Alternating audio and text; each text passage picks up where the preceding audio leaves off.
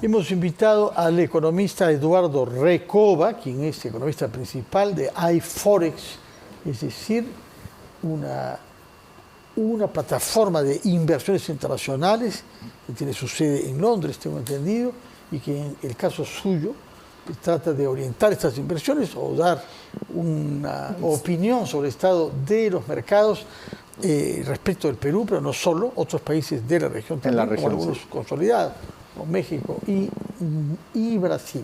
Yo quisiera comenzar hablando no sobre inversiones, después lo haremos, sino sobre la CTS, que está claro ahora que van a ser devueltas de acuerdo a la ley que ha sido promulgada finalmente por el gobierno. Como sabemos, hay muchas personas que han esperado durante décadas para que llegue estos días. Cuéntenos, por favor, qué impacto va a tener eso sobre la economía del país, no sobre la de las personas, que por lo menos tendrá una gran satisfacción de que las plata que pusieron se les devuelve. Sí, ahora, el impacto, por ejemplo, o de momento, en términos de crecimiento, no se detecta que podría haber un impacto importante, clave, crítico, en términos, por ejemplo, de avance, ¿no?, del producto, porque recordemos que las CTS tienen una muestra dirigida hacia el sector formal de la economía, del mercado laboral, que en realidad no es un sector que suele, digamos, mover mucho la aguja en términos de demanda o de consumo. Con lo cual, digamos, la capacidad que va a tener de generar demanda no va a ser, digamos, tan fuerte, más bien diría austera, ¿no? Y es que el Perú no es una economía que descansa tanto las espaldas en el ahorro privado, en la demanda del consumo. Pero todo el mundo tiene, todo el mundo recibe. Claro, pero es un 20 o 25% de la masa laboral, ¿no? Solamente los formales. Considerando pues que hay un 4/5 de la economía desde el mercado laboral es informal. Entonces, el impacto más bien para mover la aguja, ¿no?, de las, digamos, horquillas de crecimiento en Perú, tiene que ver con inversión, con actividad privada, y eso es lo que mueve, digamos, el producto, lo que mueve la renta, lo que mueve el empleo, que es formal, sostenible, autosostenible y sobre todo prolongado, ¿no? Ahora, no todos los que han cotizado con CTS van a poder recuperarlos, ¿no? Hay por una parte el régimen agrario, que tiene particularidades. Así es. Y luego los que han trabajado menos de 4 horas al día, tiempo parcial, ¿no? Claro. ¿Qué pasa con ellos? Ahora, ellos evidentemente no van a tener, digamos, esa, digamos, disponibilidad del 100%. Están también, digamos, los que registran pues un periodo que no les permitiría, pues tampoco un periodo mínimo de un año no tienen trabajando, lo que también les impediría retirar el 100%, ¿no? Entonces, eso por un lado, pero por otro lado también, Fernando, es importante aclarar lo siguiente, ¿no? Que no solamente existe un régimen agrario que no va a poder acceder a eso, u otro régimen... Porque lo cobran con sus remuneraciones, ¿no? Claro. No es que no se... Claro, no es que no lo reciben, ¿no?, por otra vía, pero hay un gran problema, ¿no? Hay un cuello de botella y que tiene que ver con los que sí podrían acceder, y los que sí pueden acceder, de acuerdo con datos de la Superintendencia de Banca y Seguros, existe una muestra del 50% que registra en su cuenta CTS menos de 1.200 soles, ¿no? Lo ideal, Fernando, es que tengamos pues 4 veces nuestro sueldo. Para tener 4 meses en caso de pérdida de empleo. Claro, porque recordemos que la CTS es un seguro, sí, ¿no? Es un seguro, y como todo seguro es mejor tenerlo y usarlo que no tenerlo pues, y eventualmente no usarlo, ¿no? Entonces, lo ideal es, por ejemplo, si Fernando Carvalho recibe 3.000 soles mensuales, bueno, lo ideal es que tenga en su cuenta CTS 4 veces eso, ¿no? O sea, 12.000 soles. Actualmente, 4 veces la remuneración. La remuneración promedio en Perú, que puede estar por ahí cerca de los 2.400, 2.500, no sé, sí, no, algo así, ¿no? Bueno. Estamos por ahí, ¿no? En términos formales, ¿no? Pero ¿qué sucede? Que la mitad, de acuerdo, repito, con datos de la SBS, de los CTistas, para inventar un término nuevo, tienen menos de 1.200 soles. Entonces, ahí hay también un nivel de desprotección importante, ¿no?, al que se está exponiendo esta muestra. ¿Por qué ese monto tan bajo? Porque ya había otros retiros. ya ha habido otros retiros, ya ha habido otras liberalizaciones, así como también hubo liberalizaciones en AFP, también hubo 7 en AFP, me parece que esta es la tercera en términos de CTS. Entonces ya hay gente que la mitad de los CTIstas ya no registran un dinero importante que les permita también, por ejemplo, amortizar deudas, ¿no? Que sería el destino ideal de esta liberalización. Sobre todo que estén atrapados por los gota a gota, que es un mecanismo atroz, usurero. Claro, ese es un extremo, claro. Sí. ¿No? Ahora, vayamos a temas macroeconómicos que tienen que ver con la imagen que nuestro país da a quienes lo observan desde el extranjero con la eventual intención de invertir en él. ¿Qué es lo que un inversionista mira en primer lugar? ¿Cuáles son los datos que más le solicitan a usted? Explíqueme esto, ¿qué pasa en ese país respecto a tales puntos? Esa es una pregunta muy inteligente y muy interesante porque me permite indicar lo siguiente. Perdón que hable en primera persona. Sí. A la semana yo hablo por lo menos con 4 o 5 traders en todo el mundo, ¿no? Hablo con gente que está en Nueva York, en Ciudad de México, en Tokio, hablo con gente que está en Frankfurt, que gente vinculada a los mercados y la tienen clarísima a propósito de lo que sucede en Perú.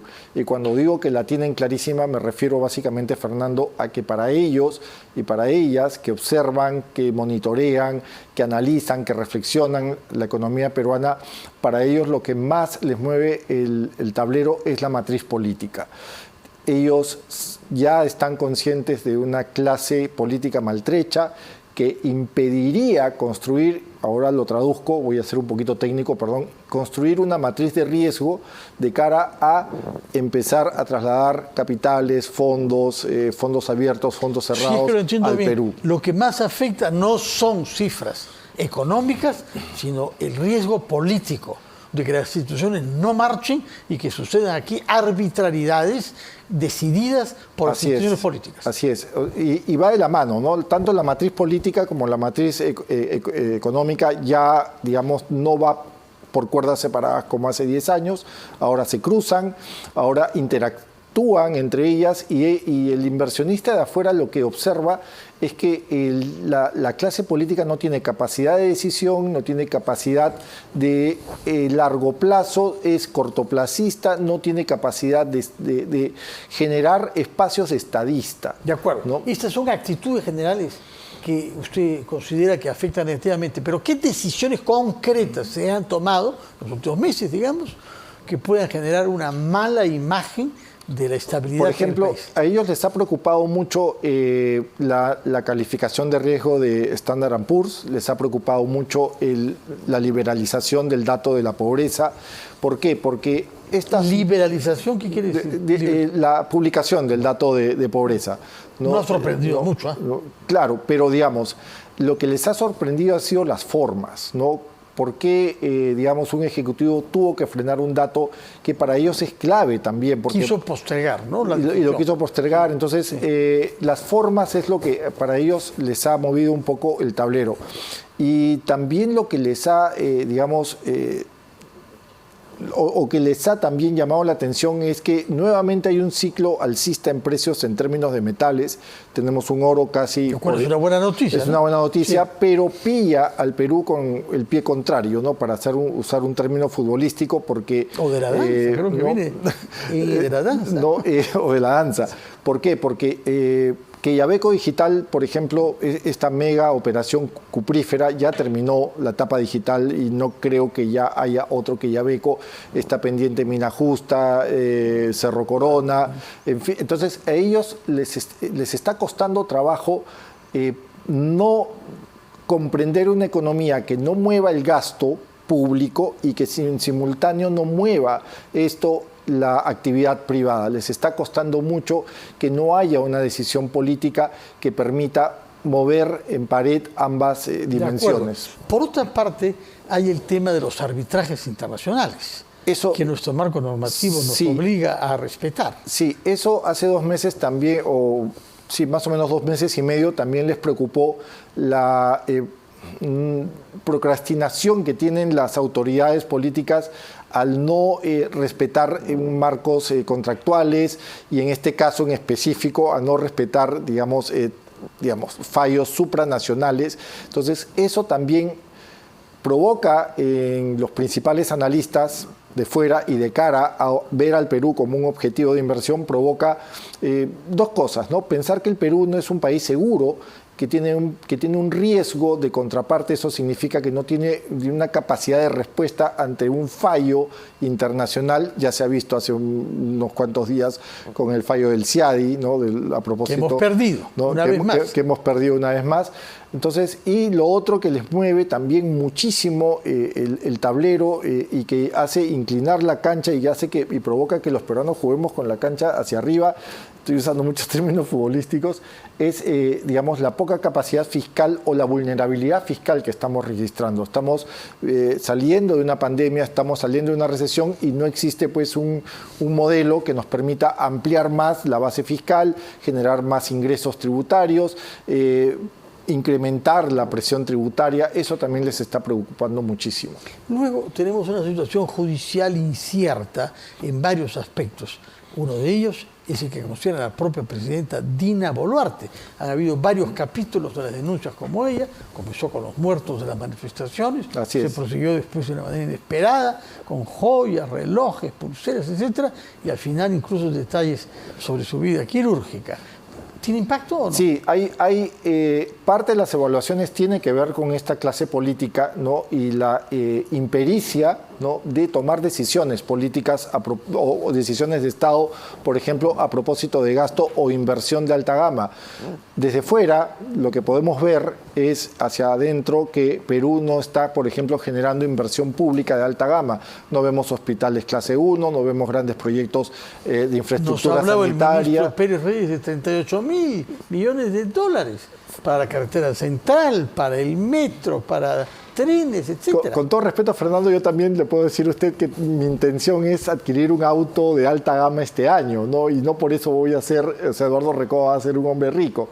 Entonces, creo que en temas de intenciones no nos quedamos atrás. O sea, es la misma retórica que también preocupa afuera, la retórica, por ejemplo, minera, ¿no? Tenemos un proyecto minero de 56.000 millones de dólares, de acuerdo con datos del BCR, pero lo cierto es que no hay nuevos queyabecos. Por lo menos necesitamos 2 queyabecos para crecer por encima del 3%, que ya no lo vamos a ver este año.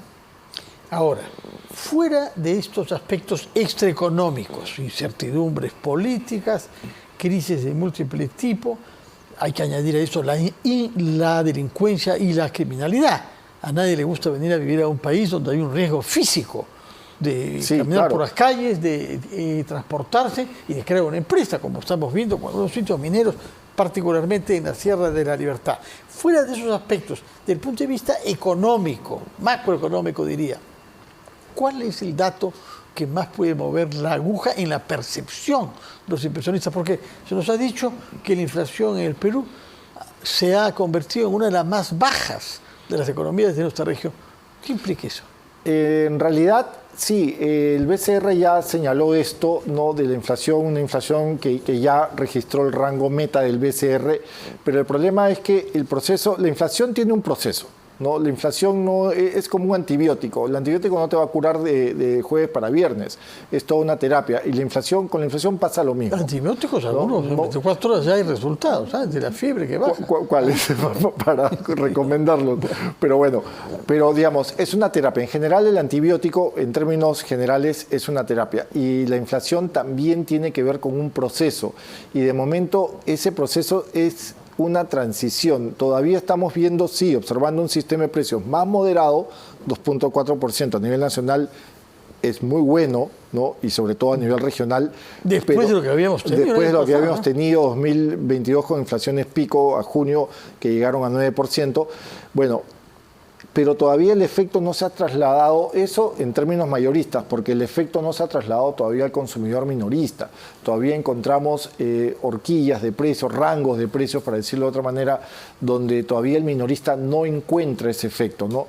Y sumemos otros patrones de consumo en el Perú que tienen que ver con la informalidad, que tienen que ver también con la corrupción, que tienen que ver también con, por ejemplo, la falta de institucionalidad. No vemos todavía un consumidor peruano confiado y que confía, ¿no es cierto?, en que su canasta básica de alimentos va a incrementarse en el corto plazo. Todavía no llegamos a ese punto, Fernando. El hecho de que el déficit en el Perú haya seguido bajando, aunque creo que se ha anunciado un déficit fiscal acumulado de 3.6, ¿no? Sí, 3.6, un poquito por encima de abril, sí. Pero, en fin, estamos acercándonos al rango meta previsto, ¿no? En términos de déficit fiscal... ¿O usted teme que al revés ha habido un salto para atrás? El déficit fiscal ya pasó la regla fiscal. Sí. ¿Qué es la regla fiscal? Básicamente es lo que a nosotros, desde las finanzas públicas, como Estado, como país, así como una familia dice, no sé, Fernando Carvalho en su casa llega y dice, no más plataformas de streaming en este mes. Tenemos que cortar gastos. Cortamos, nos quedamos con una. Bueno, la regla fiscal le dice lo mismo al MEF. Hasta acá llegas, hasta tu 2% llegas. Más allá ya se te complica.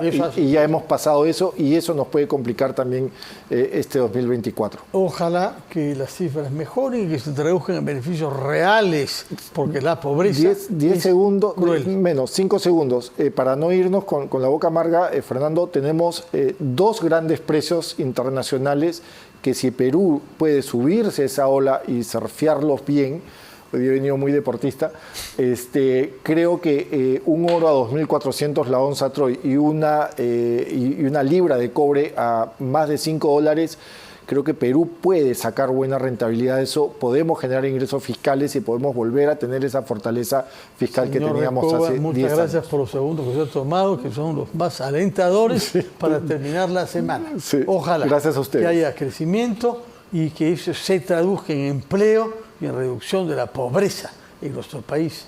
Si no, de todas maneras, seremos un país en estado de riesgo permanente. Gracias. Muchas gracias, economista Eduardo Orrego.